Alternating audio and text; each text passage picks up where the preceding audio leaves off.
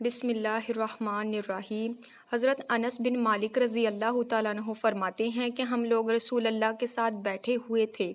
آپ صلی اللہ علیہ وسلم نے ارشاد فرمایا، ابھی تمہارے پاس ایک جنتی آدمی آئے گا۔ اتنے میں ایک انصاری آئے جن کی داڑھی سے وضو کے پانی کے قطرے گر رہے تھے اور انہوں نے جوتے بائیں ہاتھ میں تھام رکھے تھے۔ دوسرے دن بھی رسول اللہ نے وہی بات فرمائی اور پھر وہی انصاری اسی حال میں آئے جس حال میں وہ پہلی مرتبہ آئے تھے۔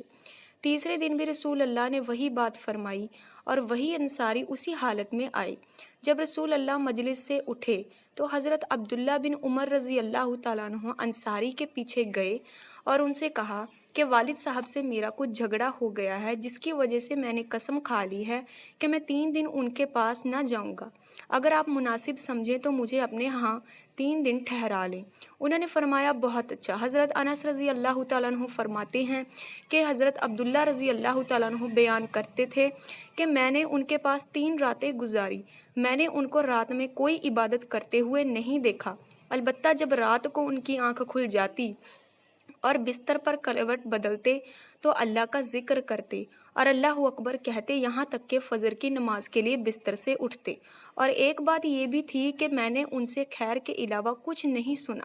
جب 3 راتیں گزر گئیں اور میں ان کے عمل کو معمولی ہی سمجھ رہا تھا اور میں حیران تھا کہ رسول اللہ نے ان کے لیے بشارت تو اتنی بڑی دی اور ان کا کوئی خاص عمل تو ہے نہیں، تو میں نے ان سے کہا اللہ کے بندے، میرے اور میرے باپ کے درمیان نہ کوئی ناراضگی ہوئی اور نہ جدائی، لیکن قصہ یہ ہوا کہ میں نے رسول اللہ کو آپ کے بارے میں 3 مرتبہ یہ ارشاد فرماتے ہوئے سنا، ابھی تمہارے پاس ایک جنتی آدمی آنے والا ہے، اور تینوں مرتبہ آپ ہی آئے۔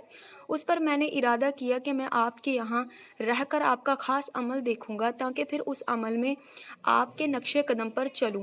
میں نے آپ کو زیادہ عمل کرتے ہوئے نہیں دیکھا، اب آپ بتائیں کہ آپ کا وہ کون سا خاص عمل ہے جس کی وجہ سے آپ اس مرتبے پر پہنچ گئے جو رسول اللہ نے آپ کے لیے ارشاد فرمایا۔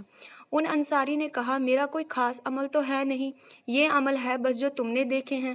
حضرت عبداللہ رضی اللہ تعالیٰ عنہ فرماتے ہیں کہ میں یہ سن کر چل پڑا۔